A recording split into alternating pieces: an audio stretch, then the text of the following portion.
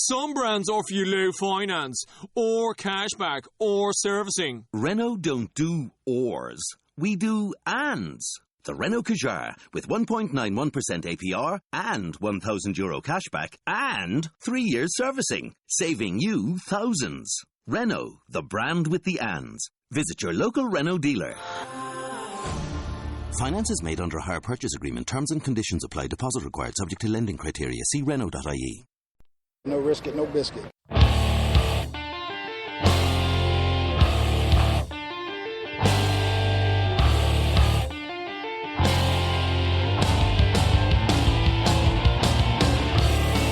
Arizona Cardinals fans, do you see red?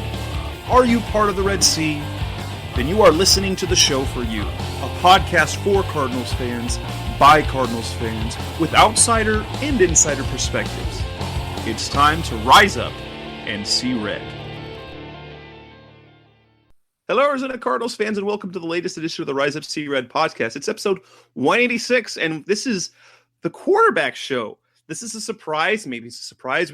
We have stuff about a week early because we now know who the Arizona Cardinals will have at quarterback, at least for their starter, and their backup, at least what it seems like for now. I'm your host, Jess Root from CardsWire.com, the USA Today NFL wire site for the Arizona Cardinals.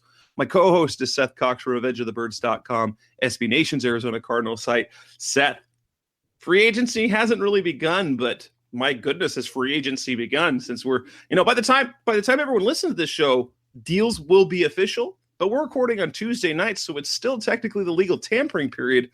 But it looks like there's a whole bunch of dominoes already in place. Yeah, and it looks like we don't have to worry about who the Arizona Cardinals will have as their quarterback. Well, maybe. I mean, there's still that pesky physical, and with Sam Bradford, that could be a huge hurdle. But the Cardinals have revamped their entire quarterback room already, and we have free agency really hasn't even started yet. So I mean, it's not 100%, but at the time of this recording, it's as close to 100% as you can get with free agency before the actual free agency period begins on March 14th at 1 p.m. Arizona time. And so what we're going to talk about, the quarterbacks. In fact, we're going to talk about the starting role. We're going to talk about the backup role, and we're going to talk about the draft and what we see is moving forward for the Cardinals, what to expect with the draft. We're going to start with, of course, Sam Bradford. Sam Bradford was the big news after the Cardinals ended up losing out on both Case Keenum and Kirk Cousins. It didn't look like they were ever a major player for Case Keenum. He was actually the first quarterback domino to fall. He agrees to sign with the Denver Broncos, while Kirk Cousins, the free agent prize, ends up going to the Minnesota Vikings, as many expected. When their team came up in terms of a favorite, it was hard to turn away. Kirk Cousins wanted to win. They've already got a 13-win team and money to spend, and now they got better at quarterback. So, he lands in a perfect spot. The Cardinals were in the mix, but it doesn't sound like they were really in the mix. It kind of sounded like his heart was set on Minnesota. And so after that, once those two quarterbacks were off the markets and Drew Brees officially re-signed with the New Orleans Saints, then it took till almost lunchtime when the news came down that the Cardinals were going to add 30-year-old Sam Bradford, the former rival when he was with the St. Louis Rams when they were in St. Louis. He will now join the Cardinals, and it will not be for cheap. We'll talk about that. They also, late in the afternoon, even though technically he's still a member of the Chicago Bears, apparently is common knowledge that once he is released tomorrow, he will join the Arizona Cardinals, and that would be Mike Glennon. The same Mike Glennon that has been talked about now for 5 years as a future quarterback of the Cardinals, dating back to when he was coming out of college. He will join the Arizona Cardinals as their presumed backup quarterback. And so they went from having no quarterbacks to having their starting job and their backup role set. And we're going to talk about each of them on this show, episode 186. And we're going to start with Sam Bradford. We're going to talk about the why. Was it a good idea? I think what it's going to sound like is for each of these signings is Seth's going to take the role that he often plays, and he's going to be the downer, and I'm going to try and put the positive spin on it, because while we both see where it makes sense, I lean more towards the hopeful optimistic, as is almost always the case, and Seth is more of a pragmatic realist when it comes to seeing what happens. And we'll see. We'll talk with that. So, were you surprised when you heard the news about Bradford, first of all? No, because this is something you and I have talked about. And, we realized early on that they were going to shoot for the stars, and they were very, very unlikely to make that happen. I mean, from the time that I found out that allegedly the Vikings were Kirk Cousins' choice, the Cardinals had an uphill battle, and it made sense. I mean, do you want to go play in Arizona where they're retooling with a new head coach and, no wide receivers, no offensive linemen, running back coming off of it, missing an entire season? Or do you want to go play for the team that's basically returning everybody but the quarterback that just went to the NFC Championship game? Oh, and by the way, they're going to pay you more money on top of everything else. So, it made sense. And then obviously, allegedly, Case Keenum was their second choice. And again, I think everything that Keim does is at a price point, and he has this price in mind. And if a free agent is not going to adhere to that, then he's not going to worry about it. And I think that was Keenum, and Keenum's, going to sign with the Denver Broncos per all the reports. I haven't seen numbers for that. Have you? I think it was 2 years, 36. 2 years, 36. Yeah. So, I mean, you're basically paying the same for Keenum as you are Bradford, except, Bradford's getting everything's incentive based for Bradford after his $15 million guaranteed. So, and the thing is this, the $15 million guaranteed for Bradford makes him the 18th highest paid quarterback in the NFL. So when you look at it from that circumstance, it's probably where he should be, right? I mean, he's one of those kind of in that range we've talked about before, that 14 to 18 range of quarterbacks, and he's going to be good enough to help them out when he's on the field. And I guess the biggest thing, and the thing that everybody's going to lament, and God forbid he actually does get hurt, everybody's going to say, see, told you so. And that's, his injury history. So if he doesn't stay healthy, the second guessing won't even be second guessing. It's just going to be a lot of told you. Like, I don't know why you went that way. And for me, and I've said this on the show before, obviously Kirk Cousins is option number one, but if you had to, Kirk Cousins and Drew Brees were really, they're the only sure things out of this group. Kirk Cousins, for as much as I've hesitated to think that he's a really good quarterback, he's got 3 straight years of fantastic production on teams that didn't have much. Drew Brees, he's a lock for the Hall of Fame, but he was never released in New Orleans. After that, it was question mark out of question mark after question mark. In Case Keenum, you've got one good year and then a few good starts. Nick Foles, if you went that route, he has a magical year, then a pedestrian year, then a not so good year at all, and then a run this year. So question marks again. Josh McCown, he's never been, last year was his best year ever, and his durability is an issue, and he's old. Sam Bradford, Sam Bradford was the guy I liked the best in terms of match, because if you can't have the very best, at least you can get the best ceiling. And Sam Bradford, you could probably argue, even compared to Kirk Cousins, when you look at quarterback talent, Bradford is the most elite quarterback talent of this entire group. The problem being that durability.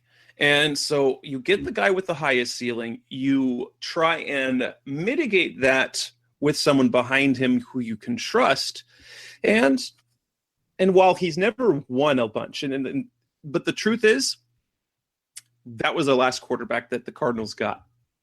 Carson Palmer had one good year, like one winning year, and then from then out was on marginal to bad teams. That worked out okay because he was also an elite talent. Sam Bradford comes the same way, 30 years old, some durability issues, but you couldn't have done, I mean, really, well, the other quarterbacks that are left, you couldn't honestly really do better. Case Keenum, you don't know if he's going to be, you can't count on him being what he was this last year unless you think he turned a corner. Josh McCown, he's not going to be that. Teddy Bridgewater, who knows if he can even play? A.J. McCarron, he's even a bigger question mark. He couldn't beat out Andy Dalton, who is a guy that Bengals fans would love to replace. And who are you going to get? Bradford? And was the best option, obviously. Right. And when you go to your pool of candidates at the price they're at, like you said, they're going to be smaller. They've basically signed Bradford to a 1-year deal, and that allows them out after 1 year if or when, however you want to look at it, he gets injured. And that means that wasn't going to fly with Case Keenum. That wasn't, going to fly with other guys. The only one that, I take over Bradford is Teddy Bridgewater, and simply because you look at what his cost was in comparison. But from the accomplishment talent perspective, you're right. I mean, Bradford, when healthy, has performed at a higher level than Bridgewater when healthy, and they both have the same health concerns. The difference being Bridgewater got $5 million to the $15 million guaranteed for Bradford, and that's we won't see the contract for probably a couple weeks, like the little idiosyncrasies of this contract, but I'm going to guess most of the incentives are going to be playing time based and not necessarily as much based upon statistical incentives. Because, I mean, Bradford's never really had a bad season when he plays. I mean, his career interception percentage is like the same as Carson Palmer's lowest in his career. The difference is that Bradford didn't play in similar style offenses that Palmer did, and he doesn't take the same type of chances Palmer did. But I wrote about this when they signed him. It makes sense because that's what Steve Wilkes wants, right? He doesn't want a risk taker. He wants a game manager. And if you go back to the idea that, Vic Carucci of the who covers the Buffalo Bills said, the Cardinals made a inquiry into Tyrod Taylor. Well, what was Taylor's biggest asset? Well, he doesn't turn the ball over. And so when you look at all of that, the three names that you can kind of pluck as the quote unquote starters coming out were Taylor, Bradford, and Bridgewater, because those are three guys that don't really commit turnovers that were in this group. And in that sense, it's everything that the Cardinals want, and they're getting it at the 18th highest paid quarterback salary in NFL. And if he hits his incentives, which I'm guessing is going to be games played, and he's still in the, I think it's 13th or 14th in the league. So we're still not even talking about 10 paid quarterbacks. And he's statistically, again, always been a top 12 quarterback in the NFL, and he is healthy. It's just, again, it's the health. Like, everything hinges on the health with this signing. That's what Keim has to deal with. And that's the unfortunate reality too, because guess what Keim cannot control in this situation? Sam Bradford's health. Right. And in terms of the cost, it looks expensive. In fact, if you caught it on Twitter, Eric Weddle with the Baltimore Ravens was actually quite critical of Bradford, calling him a bum. He's still getting paid after accomplishing nothing in the league. Maybe more players should be reacting better to that he's able to get paid. Nonetheless, this deal, I think it's going to be structured a couple of different ways because it's set up like a 1 year, $20 million deal, $15 million guaranteed. The report is they have like the base salary. I'm trying to picture how this is structured, that it's, what is it? Kent Summers said it's 2 years and the average is 18 million a year. So you're looking at 2 years, 36 million with the possibility of going to 20. It says that they have injury protection, which that tells me it's a kind of a common thing the Cardinals have had in a lot of contracts recently. We look at Evan Mathis, Drew Stanton is they use a roster bonus based on games that they are active. And if we're going by that, I wonder if they go as high as $5 million of his salary is connected to that. If that's what's going to bring it up to $20 million for the first year. I see this structured in one of two ways, where they give him, if the $15 million guaranteed is all signing bonus, in which case, if they do that, I bet they have a dummy year for year 3 to basically spread offset to offset, so you get a $5 million prorated hit each of these 3 years. The downside of that, if you're done with them after 1, you're going to have a $10 million cap hit in dead money next year.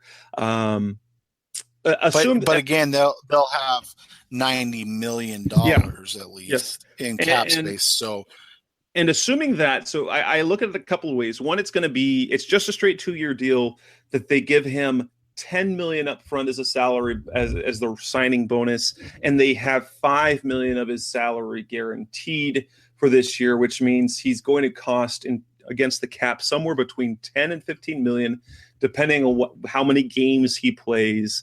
And then the following year, something else. But yeah, it's pricey, but not too pricey. And like, I believe I said it, he made his last deal was 2 years, $36 million. It's tough to find someone who's still in the prime of their career, who still is a starting quarterback, to take less money than their last contract. So it was never going to be a case. I didn't think it was going to be a case. I think as a bargain, you were going to get him for 15. Since he was getting 18 mil per year the last 2 years, and he's still a starting quarterback, the Cardinals that's the price of doing business at quarterback, unfortunately. Now, here's the thing. Let's take a look at the upside and the downside. Give us the downside, the negative side to getting Bradford. Why this is a bad move. Well, it's a bad move because in the sense that he's a very conservative player. And like I said, that's a negative in the sense of it's a complete departure from what we're used to the last 5 years with Bruce Arians. But it makes sense for what Steve Wilkes wants. The other issue is the fact, outside of the injuries, the fact is this: when you look at his statistical career, how many teams has he elevated? And the answer to that is really none. All of his teams that he's quarterbacked have been average. If you disconnect the 2011 Rams, which you can't blame him for that, right? 1-9. So we'll just take that out. And I hate doing that, but you just take that out. You look at his statistical makeup, and he's literally a 500 quarterback, and that's who he is. And so what this signing is telling me more than anything is it's not that we're going for broke. It's not that we're going to try to make the playoffs. It's that we're trying to stay afloat in what is clearly and from the time that Arians and Palmer retired was going to be a transitional year because it's a new regime. They're having to retool the offense basically completely. We're talking about 2 starters maybe in Fitz and David Johnson being back. 3 if you count DJ Humphries, who's not really technically a starter much of last year. And so what you're doing is you're saying, look, I'm trying to maintain status quo. I'm trying to remain 8-8 and or 7-9 or 9-7 and keep the interest peaked in Arizona, because we do know, unfortunately, fans of Arizona sports are fickle. When things start to go bad, there's a lot of different options for them to go spend their entertainment dollar, and one of those, or what, and it's unlikely that they'll be at the football field. And so this just feels very, we're going to be 7-9. We're going to be 8, 9, and 7. We're going to hang around where we've the last 2 years. And you and I have never had a problem with the team winning, because that's what they're here to do, right? They're here to win. But the problem we have is, it seems like the problem I have is that seems like what they are setting this entire thing up for, is that they want to try to stay afloat, as opposed to hitting rock bottom, maybe getting a top 5 pick, and kind of revamping the entire thing. And from my perspective, let's try to take it on the more positive thing. They have a lot of the pieces to be good. They have a top 10 defense, a 3-time in a row top 10 defense. You've got the running back, you've got the receiver, you've got a left tackle in place. So you have the pieces in place. You get things rolling the right direction. And they were 8-8 last year in what was pretty much a disaster. You look at what his last team, the Minnesota Vikings, were able to do. You get adequate, you get a team that's built to play great defense and to move the ball offensively, kind of a safe way. And that's how a guy like Case Keenum can be very successful. And you take Sam Bradford, how did he start off the year last year? Gangbusters. You look at what his potential is in the season opener a year ago against the New Orleans Saints, who ended up being gangbusters themselves as a team. He was 27 of 32. Get 27 of 32 through 346 yards, 3 touchdowns, no interceptions, was only sacked once. And so you see the potential that you have in a guy like Bradford. And now you put him in Arizona. You've got Larry Fitzgerald. They've got David Johnson. And then you have the defense who should be able to carry the load. You have someone who on a high end can get you great play. And so you take what quarterback play they got last year, and then you just take it up a notch, and then you've got yourself a playoff contending team. They're probably not going to be competing for the division based on what we're seeing in the NFC West right now, because as of right now on paper, the LA Rams, who were the class of the division, just got better and are loading up because they can go all in with the cheap contract that Jared Goff's got right now. So it looks like they, unless tragedy strikes, they should be in position to be great this year. The Cardinals can be competitive. And I think, without saying, hey, we're going to try to be 8-8, we're going to try and sneak into the playoffs. We're going to be competitive to get in the playoffs. And I think Bradford, if he's healthy, will get them there, because the talent around him on this team should be, this should have been a playoff team a year ago. And it should have been a playoff team the year before if it weren't for disastrous special teams. So you're taking essentially what should have been a playoff team. You're adding better quarterback play, and that should take him there. Now, obviously the injury issue is a concern, but and I'm gonna go trends. For the people who wanted Josh McCown's never played more than 13 games in a season. It was last year. He is frail. Bradford, it's not like he's been injured every single year. It feels like it, but he hasn't. He played all 16 games as a rookie, played in 10 the next, all 16 in 2012. Then he had the 2013-2014 run, 7 games, didn't play any at all. But then he had a 2-year run in 2015 and 2016, played in 14 games, played in 15 games. You can live with that. Even, healthy quarterbacks miss a game or two for whatever reason. And then last year, the 2 games. So if you look at the trend that he's had throughout his career, now, yes, he's 30 years old, which means you have to worry a little bit more about injuries, like even the smaller things. He's due, based on his track record, this would be the year where he would be healthy and to be able to start 14, 15, 16 games, and perhaps even 2019, he would be on track for that. So if you look at the trend throughout his career, you don't think, oh, he's going to sprain his ankle or he's going to sprain his wrist on the signing of the contract. Okay, that's funny, hyperbolic, but he has a trend of being healthy for a good stretch, then having a big injury, then being healthy for another stretch. And that should be the stretch. He should be healthy and he should play at a high level. And so you should be able to expect from him, on a healthy player, you should be able to see 20 to 25 touchdowns. You should see 35 to 100 to 4,000 yards, low interception rates, and a team that will at worst have be a 7-win team, and at best 10 or 11.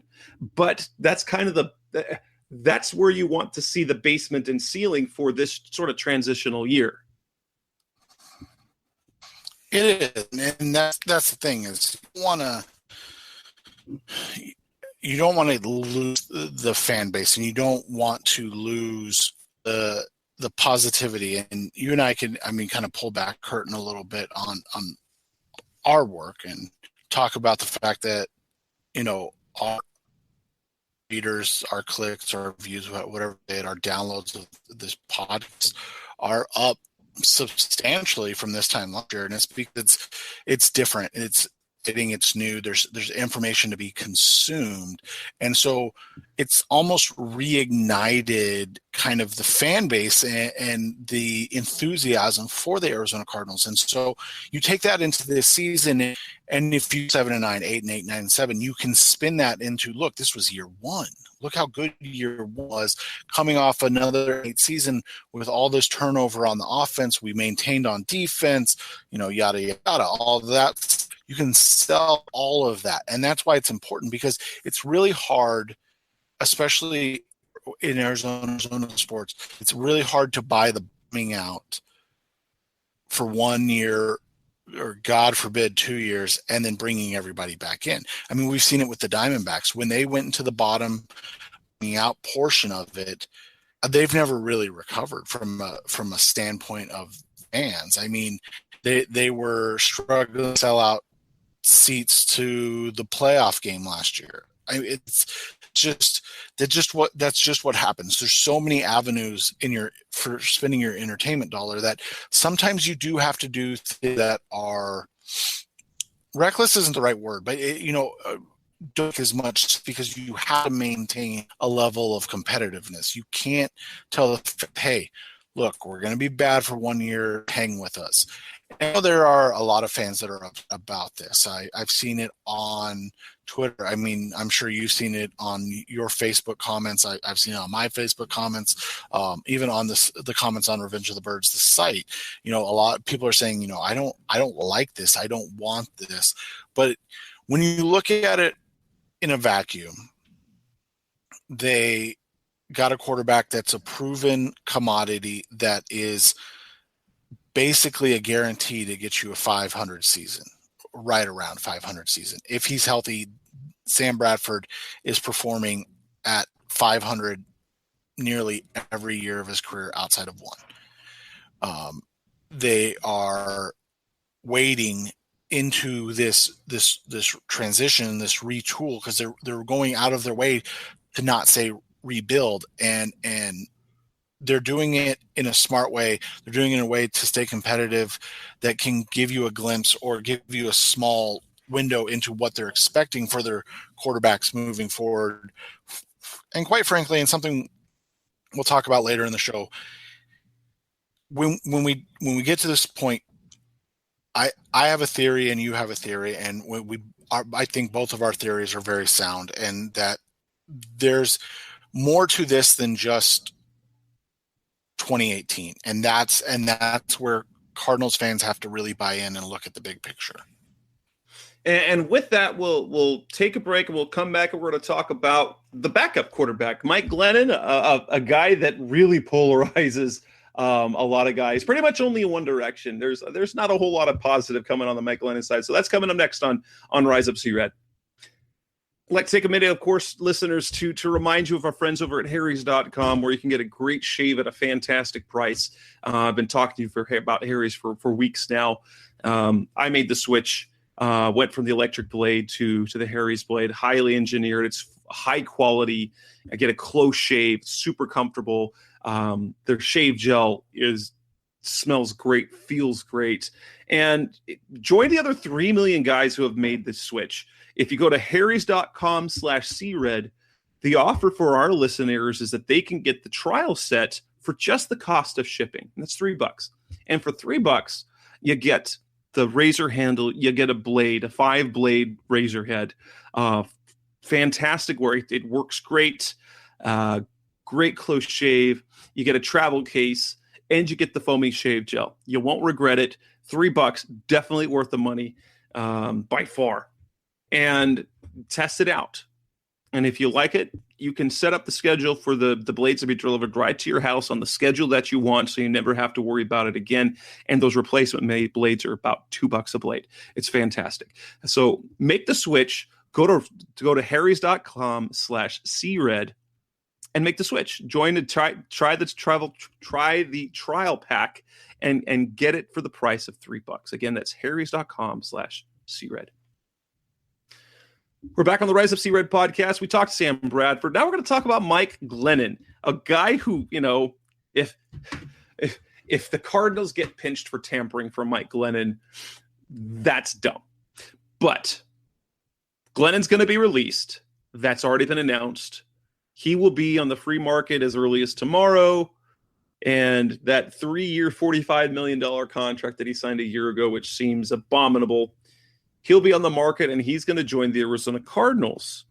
Not many people are seeing this as a positive. In fact, pretty much the Cardinals are kind of a joke right now in free agency because they got a bad knee and a giraffe, right? Does that basically sum it up? Yeah, I mean, when you look at it, they got a medical issue guy, and then a guy that gets replaced everywhere he goes, right? I mean, that's the whole Glennon shtick, is that you get Glennon, you're going to get a quarterback early in the draft, Jameis Winston, Mitch Trubisky. So, the whole Glennon thing is, and again, when we get into the final kind of segment and break this down a little further, the whole Glennon thing makes sense because, again, you're talking about, this isn't Bruce Arians. So there's no comfort in having Drew Stanton back. And so you bring in a guy like Glennon. He'll be 29 this year. He's a veteran. He's started a lot of games in the NFL, and he's had minute success, I guess we can call it, but he's been successful at times in the NFL. He's a guy that, again, when you look at it, he typically is not bad with the ball. 2.6% career interception percentage, really, really not bad. Again, 22 starts in his career. He's a backup. They're bringing him to be a backup. Now, you're gonna encounter, and I don't even know if you could spin this. You're gonna encounter some pushback depending on the numbers.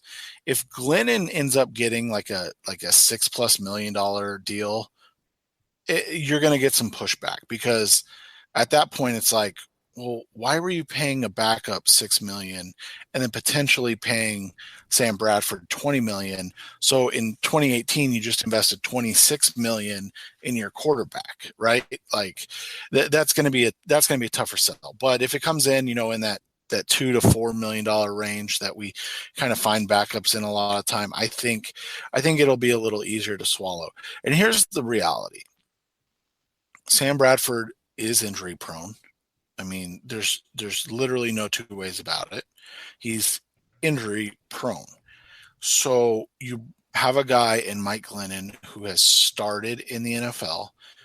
Again, 22 starts in the NFL in 4 seasons. He's a guy that has come off the bench in the NFL. He's a guy that has been the man in the NFL, and he's a guy that understands what teams need him to do. And so in that case, it makes sense because he's your backup for a guy that is perennially injured and has a degenerative knee issue, and that could last 16 games, as Jess and I hope, or he could last 6 plays. And this isn't the, all NFL players, could only last 6 plays. No, this is a guy that, like Jess said, got sacked one time in a game and then ended up missing the rest of the season because his knee is so messed up. Unfortunately, it just is. His knee's messed up. And so when you look at it from that perspective, you bring in Mike Glennon and nobody wants him here. Trust me. And I would venture to say that nobody on the staff or even in the front office want to see him on the field this year. Would you not agree with that? But their comfort level is much higher with Mike Glennon than maybe Drew Stanton or Blaine Gabbert or, name other quarterback. Again, I go back to why not Teddy, but you can't have Bradford and Teddy as your two quarterbacks. Mm-hmm. It's just, it can't happen. And I'm a big Teddy fan, and that it just can't happen. If you would have gone, AJ McCarron as your number one, so to speak, in parentheses or in quotes, then yeah, I think you can bring in a Teddy Bridgewater. But again, with the way Bradford's body has betrayed him in his career, you can't have somebody that is an injury concern sitting behind him. So that automatically knocks out Drew Stanton, who literally gets hurt every time he plays. I mean, every season he's played, he's gotten injured. It knocks out Teddy Bridgewater because you don't know what you're going to have in that kid's knee. So Glennon makes sense. He's been better than Blaine Gabbert. He's the same age as Blaine Gabbert. And guess what? Neither of them have played for Mike McCoy before, so neither of them have an advantage over each other. And we're talking about a backup quarterback. So can you get angered about Mike Glennon? Sure, I understand that. I get it because it's kind of I don't understand the whole thing. But when you sit back and go, look, Glennon is a guy that you can plug in when Sam Bradford missed a game or 2 games or 4 games, and you feel comfortable. And again, we'll get to this in a second. It'll be more than just that when it's all said and done. And for me, here's the thing with Glennon and Bradford. The problem that people have with Mike Glennon is the stigma. And it wasn't a stigma until this last year when he signed a huge contract. It was Mike Glennon carries the same sort of stigma that Brock Osweiler does. Only Glennon he had the rookie year where he was solid, and then we didn't really see him again. But then you see him turning the ball over and then the fact that the Bears seem to not believe in Glennon from the very beginning, where they sign him to this big contract, then give up half their draft to move up to number 2 to draft Trubisky. And then by all accounts, it was Trubisky who sort of won over that locker room. So Glennon was kind of doomed from the beginning in Chicago, but he got paid a lot of money for last year, which makes whatever place he goes now a much better thing in terms of fit.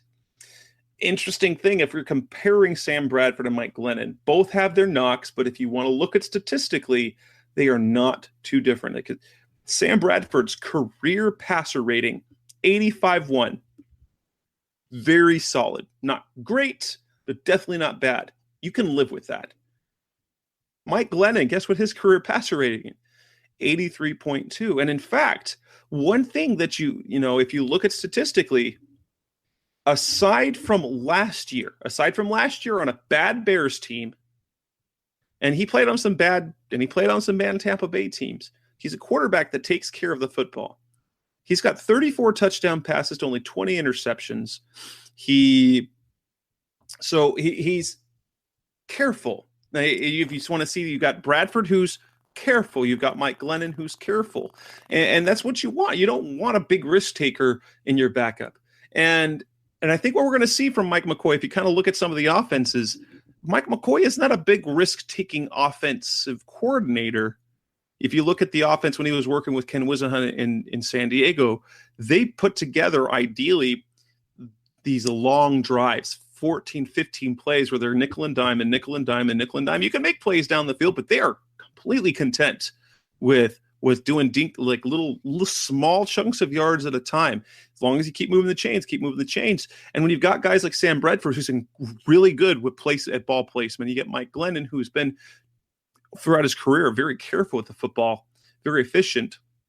You got a guy who throws 1.5 touchdowns to every interception. So you're not risking a whole lot he's not a high risk player. Now, again, in terms of the money, if you're paying more than $2, maybe $3 million, it's going to be questionable. And I would bet they're right in about the $2 million range. And I think his contract has language that offsets kind of the idea with Bradford. There's injury protection for the Cardinals for Bradford, and so they're not paying as much when he starts. I bet they have the same sort of roster bonus or incentives for starts that Glennon makes, so where he can earn more money if he is starting, which it probably is something that's attractive to Glennon. And here's the thing for me that I keep going back to, and I keep going back to. No fan likes Mike Glennon. Nobody likes Mike Glennon. Bears fans don't even know why anyone likes Mike Glennon. Seriously, I don't think there's a single fan that gets excited about Mike Glennon. But there's one thing I go to, and that's the fact that our fans here, they trust Steve Keim. They trust his decisions in terms of personnel for the most part. And if there's one thing we know about Mike Glennon, the organization has liked him for a long time. We're talking 5 years of liking. They liked him coming out of school. They didn't draft him. But since 2014, when Tampa drafted Jameis Winston, it was 2014, it was 2015, it was 2016 when they talked about the potential of Glennon being brought over to the Cardinals and there would be a trade. And it was a year ago when the report was, it was one of our local guys here on the radio said, for absolutely certain, had Carson Palmer retired in 2016, Mike Glennon would have gotten the deal that he got with the Bears with the Cardinals. So this is a guy that the Cardinals have always liked, and now they have their guy. So if they're pounding the table for a guy for this long, and they want him and they get him, okay, I'm willing to see what they see, because there's some good tape. There's nothing spectacular, but as a backup quarterback, if you're not paying too much money, I don't see any problem with it. I bet he's on a 3-year deal too. Yeah, it's probably a 3-year deal to bridge the gap. Because like I said, I don't think even if Bradford plays at like a all-pro type level, let's just go like super rose-colored glasses and say Bradford is, throws for over 4,000 yards, about 25 touchdowns to his 5 interceptions, and completing over 65% of his passes like he has the last 3 years. I don't think there's any way the Cardinals would extend him. Do you? I don't think so. And that ties into what I don't think that happens. Not like the Palmer situation where you're like, oh, he's really good and he's a franchise guy. I think there's enough of a question mark with Bradford. It's like they really are only planning on him for a couple of years. And there's one scenario, and I think it's one scenario where he plays well for 2 years. They draft a quarterback, and it turns out they don't like him at all. And then they go. Yeah. And then they still draft someone, because even after 2 years, so at age 32, if he's been healthy 2 years, then you're really rolling the dice because he's never gone more than 2 years with being healthy. Right. So that's the whole thing. So, like you said, you go in with the idea of, okay, we have Bradford for 2. And like you said, you give Glennon 3, and God forbid, but if you don't draft a quarterback this year in 2018, than you do in 2019. At least you have Glennon in 2020, and we don't even know the details of the contract. Both of us could be off on this, but at least you have Glennon then in 2020 to bridge that gap for an extra year if you don't draft a quarterback till 2019. So, and then if you did draft a quarterback in 2018, guess who your backup is in 2020? Again, we're talking about stability. We're talking about forward planning and looking ahead more than just saying like, oh, well, we've, really like this guy. Like you said, they've had their eye on this guy for 5 years, but more than that, this is a guy that we can have under contract for 3 years. We trust him. He's a guy that can go in and win us 4 games if we need him for 4 games. And oh, by the way, he can be a 1-year bridge on top of all of that if that's what we need from him. And sometimes coaches or GMs just have guys like that. For Bruce Arians, it was Drew Stanton. And nobody understood. And in fact, Mike Glennon is Drew Stanton with a better track record before Drew Stanton came to the Cardinals, right? Right. And so that's the thing. So maybe this is Keim's Drew Stanton. Like, he's like, look, I've always liked him. I've always trusted him. We're both Wolfpack guys, right? Like I've got a fondness for him, and I trust him that he's going to put me in a good position and help me keep my job. Because that's the other thing with this whole thing. If Bradford blows up like he might, and they go to Mike Glennon, that's all on Keim, right? Like, you don't get with Sam Bradford, you don't get to go, oh, I that's too bad that he got injured. I couldn't have foreseen that. No, you literally could have, because that's his history. And so that's the difference. It's not you're taking a guy that's never been injured and then, he has a freak injury like Teddy Bridgewater did, where you had no idea that could happen. No, this is a guy that has been injured all the time. So what Keim is doing is saying, look, do I think Mike Glennon's good enough to be the starter for the Arizona Cardinals? No, I think Sam Bradford's better. And I don't think you'd find 5 people in the world that would disagree with that sentiment. But what Steve Keim does believe in Mike Glennon is that he's good enough if anything happens to Bradford. And quite frankly, when it comes to backup quarterbacks, believing in them is literally 90% of the battle. And it doesn't matter if fans believe in them. All that matters is that the team, the organization, and the coaches believe in them. And again, all you have to do is look at Drew Stanton as an Arizona Cardinal. I mean, we're talking about a guy in Drew Stanton who in his career was not very good. I mean, he wasn't statistically. But when you take away everything else, when you take away all the touchdowns, the interceptions, the 49% completion percentage, you're talking about a quarterback that was 11-6. I mean, we're talking about a quarterback that went into his last start of his career, maybe his career, I don't know, but his last start of his career with a 10-6 record. 10-6. That is a playoff record, right? And so again, would anybody say that Drew Stanton was better than Carson Palmer? No, but when you look at their career wins and losses, guess who's going to likely end up with a higher winning percentage? It's Drew Stanton. And it's because of something as simple as Bruce Arians believed in Drew Stanton. Do Jess and I understand it? No, we don't. But he believed in Drew Stanton. He trusted Drew Stanton, and all Drew Stanton did was go 9-4 with the Arizona Cardinals in his 4 years with the Arizona Cardinals.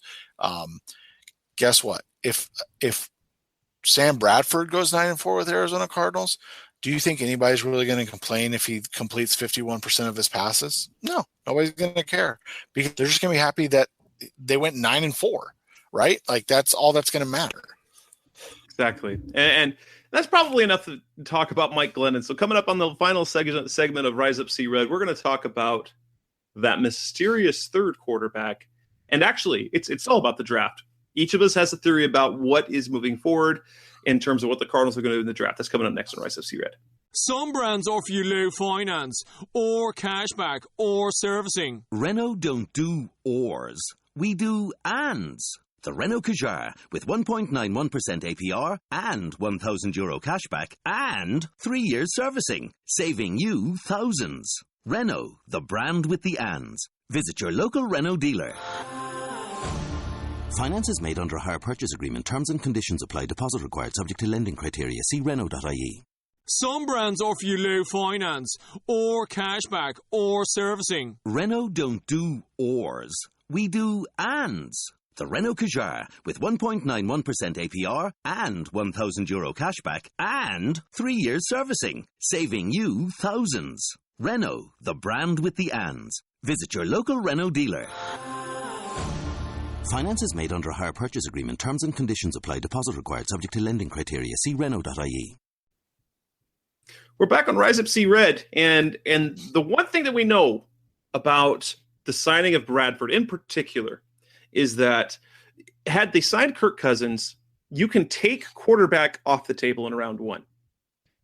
When you sign Sam Bradford, you are essentially saying the Cardinals have to draft a quarterback in round one or round two. Would you not agree that there is no scenario in which they should go beyond round two without drafting a quarterback this year, correct?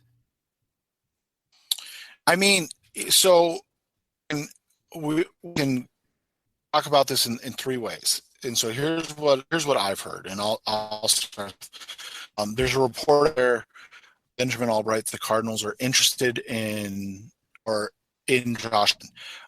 I reached out to Ben, and he's a Denver guy. I said, "Is that you hearing that they have in trading 5?" And he said, "No, because Denver has interest in Josh Allen. So that means you're going 3-4 that for Josh Allen." The other two names associated with the Cardinals in this draft are Mason Rudolph and Kyle Lalata. I'll learn to pronounce it if they draft him. I think there. And so when you look at that, you're basically saying, okay, trade up in Josh Allen. In Mason Rudolph, you're saying stay pat or trade back, or maybe trade up from the second back into the first type thing. But you're not going to have to go into the top 10 to get Mason Rudolph. That's what we're guesstimating at this point. Or you're talking about a purely day 2 pick in Kyle Lalata. So you're right.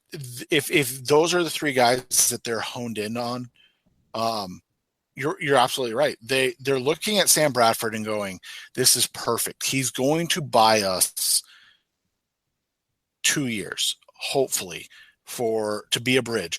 And if you're trading up for Josh Allen, you're likely going to need 2 years out of Sam Bradford before Allen's ready to take the field. If you're waiting till day 2 to draft Kyle Lalata, he's probably going to need 2 years before he's ready to see the field. So if that's who you're kind of zeroing in on, if you're Steve Keim, the general manager, then 100% everything, all of that makes sense completely and totally, because you can't go into this season with your quarterback room just being Sam Bradford and Mike Glennon. If you do, then I think there might be a bigger issue at hand, because I don't see any way you can go into that willfully. No, and it kind of goes against everything that Steve Keim has been talking about for years, which is you've got to find your next quarterback. You've got to do it. You have to do it. You have to do it. Now, his song has been, the song he's been singing for the last 3 years has been, we're not going to reach. We're not going to reach. We're not going to reach. It sets your organization back here. So we're going to let the trade. We're going to let the draft come to us. We're going to take the best player available. But you could do that when you had Carson Palmer and playing at a high level, not just a high level, but playing better than any quarterback really in team history. So that's easy to do.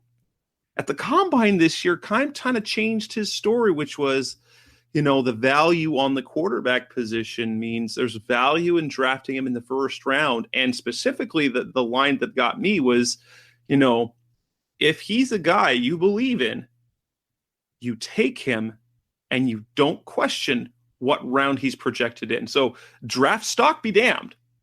Draft grade be damned. You take him in round 1 because you get that extra year of eligibility in terms of you get that extra contract year. So this tells me that comment to me. Now your guy Blake Murphy kind of tweeted this out before I mentioned anything, but it made perfect sense that that's setting fans up for a quarterback at number 15 that no one's going to be excited about. Obviously, the top 4 quarterbacks in the draft, so you got Sam Darnold, you've got Josh Allen, you've got Josh Rosen, and you've got Baker Mayfield.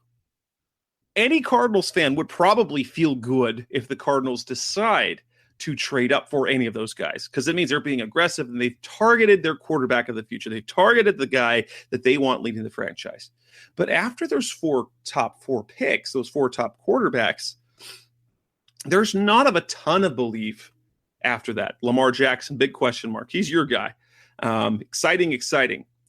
But some people think he should be a receiver. That's neither here nor there. Mason Rudolph played in the Big 12. Is he a system quarterback?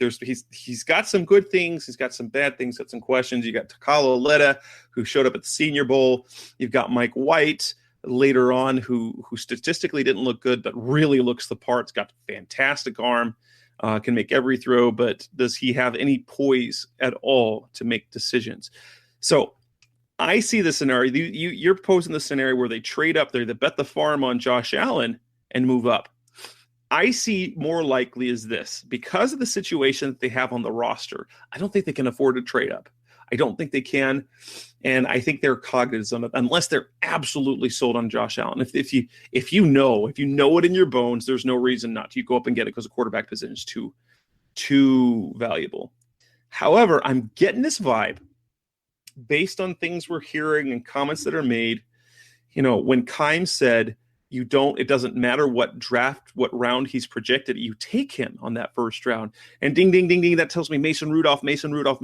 So I see in a perfect scenario, I think what they'd like to do is that not at 15 take him, but somehow move back just a few picks, pick up an extra third rounder at number 20, 21, 22. Obviously, those would be the Bills picks, and Bills have kind of traded up, so that won't be a possibility. So maybe 23, 19, or 23, something around there. They move back just a few picks. They then take Mason Rudolph. And I think it'd be crazy if Rudolph goes before then, based on what we're hearing right now. Things will change. I think in a perfect world, they trade back a few spots, pick up Rudolph in round 1, so you've got the 5 years, and then you've got your second rounder and then potentially 3 third rounders where you can pick up the other positions that you need. Second round, you can go offensive line because that's kind of where the talent is in terms of there's some really good guards, centers. There's some tackles you could feel more comfortable about drafting in round 2. Round 3, that you could get cornerbacks as this deep cornerback class. You could get some quality at receiver. They're not going to be stars, but they fill roles. And you can kind of do that for you've got a second round pick and 3 third round picks. You can go 2 offensive linemen, receiver, and a cornerback, and you can kind of fill those roster needs that you're going to have building and moving forward, which is what would be ideal. Or it ends up being that they can't move back and they end up taking Mason Rudolph at number 15. So if my radar right now says, if I were to put money on anyone being the guy that they draft, and it's not because I don't think any of those 4 are going to drop. I think Mason Rudolph's going to end up being their pick because I think they have to pick a quarterback no matter what. Or worst case scenario, they maneuver themselves in round 2 and pick up Laletta, because I don't think Laletta will be around in round 3 just based on what we're knowing about quarterbacks. And that's kind of my take on how the plan moves forward. And I think it's a perfectly set up plan if you can believe in a guy like Rudolph. So you got Bradford for a year, maybe 2. Then you get Rudolph, who can come in 2019 or 2020. And then you've got your quarterback succession in place, which works out perfectly. It's good. That's fantastic. And you've been competitive for a couple of years and hopefully build the roster so that when Rudolph comes in, he's going to be successful, and then that buys Steve Wilkes and Steve Keim some more years on their contracts. Yeah, and I think that's just the reality of it, is that they're looking at this as their goal is to get 2 years out of Bradford, because whether it's any of the guys we talked about, Allen, Rudolph, or Lalata, I don't think any of those guys are going to be ready to go in 2018. And that's the other thing. that's what Mike Glennon does for you, is that guess who doesn't have to play in 2018 if Sam Bradford is your guy, and then you draft a quarterback and they're the backup. Guess who doesn't have to play now? It's whatever rookie it is. So whether they bet the farm on Allen, they sit at 15 or try to trade back and grab Rudolph, or if they wait till day 2 and draft Lalata, they don't have to play this guy in 2018, barring 2 injuries to 2 quarterbacks. And so all of a sudden you're sitting there and you're going, okay, so that makes sense, because Josh Allen probably isn't going to be ready until the middle or the end of 2019. So maybe 2020 is when you start Josh Allen, and guess whose contract is up if he stays healthy? Sam Bradford. Guess who, in our hypothesis, guess who's still the veteran backup at that point? A 32-year-old veteran backup at that point. Or 31-year-old, whatever, Mike Glennon. So all of that lines up to, this doesn't preclude them from taking a quarterback. It almost says, no, this is what we're doing. Our focus was to completely revamp the quarterback room, and now we're doing it. We have our 2-year starter, we have our 3-year backup, and then we're going to get our starter for 2020. And again, that may not excite fans. It may not. And I completely understand if it doesn't. But when you look at it from that lens, when you look at it from that perspective, that this is being done to ensure that whatever quarterback they take, Allen, Rudolph, Lalata, even Lamar Jackson, we'll throw him in there, that none of those guys are going to be asked to do anything in 2018 other than sit, absorb, and learn the NFL. And then in 2019, they show enough. Guess what? They don't owe Sam Bradford any money. So good luck out there. If they're not satisfied, guess who's starting quarterback in 2019? Sam Bradford. So it's just, it makes too much sense. I think when you look at it from that perspective, all of this makes sense. You can't go in there with Sam Bradford as the guy and a rookie. So you have to go get a guy that you think you trust in Mike Glennon, and then you let it play out. And you know what? If for some reason they can't get Mason Rudolph at 15, or they fail to trade up for Josh Allen, or Kyle Lalata goes before them and they miss out on all 3 guys, well, then you know what? At some point, that time. But he set himself up to be in a good spot to get the rookie quarterback and not have to play early. And I applaud him for that forward thinking. And with that, that'll bring us to a close of this edition of the Rise Up Sea Red podcast. We talked quarterbacks. We talked about the new starter, Sam Bradford. We talked about Mike Glennon and what we think will happen in the NFL draft now coming up in April. We think that a quarterback is happening, and I think it kind of has to happen. So that's a wrap. We will probably have more to talk about in a week when we know about other free agents that the Cardinals have signed, re-signed, the players that they have cut, because other than Adrian Peterson, nothing else has happened. So if you haven't yet, make sure you're signed up make sure you find us on Apple Podcasts, on Google Play, on Stitcher Radio, on Facebook, on Twitter. We're everywhere. Subscribe to it so you don't have to go find it. It's already there on your device. On behalf of the Rise Up Sea Red podcast, that's Seth Cox. I'm Jess Roots. The Cardinals always say, rise up, Red Sea. We're going to say, rise up and Sea Red.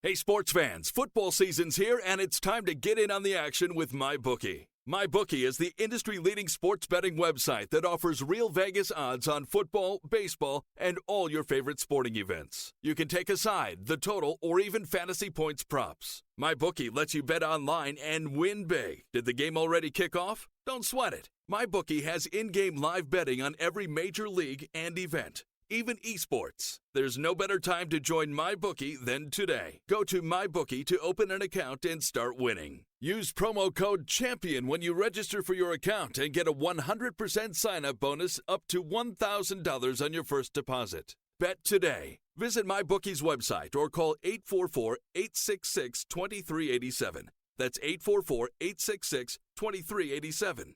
Check them out today and use promo code CHAMPION for a 100% bonus. Terms and conditions apply for entertainment purposes only. Void where prohibited.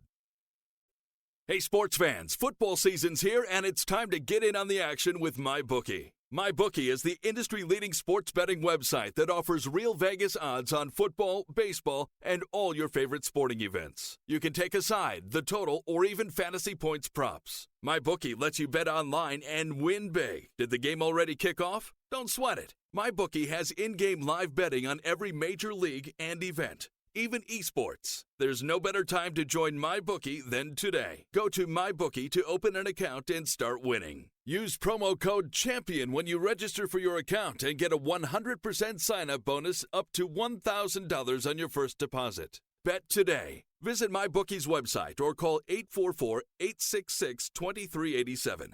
That's 844-866-2387. Check them out today and use promo code CHAMPION for a 100% bonus. Terms and conditions apply for entertainment purposes only. Void where prohibited.